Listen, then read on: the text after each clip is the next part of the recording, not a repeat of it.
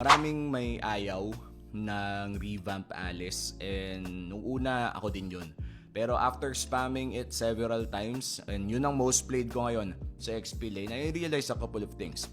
Number one, lamang ka sa mga iilang meta XP laners by level 1. Dahil na rin sa second skill mo na hindi naman spammable pero mostly dahil sa passive mo na the moment na ma-charge mo ito ay kaya mo talagang i-zone out of the wave yung kalaban mo na XP laner.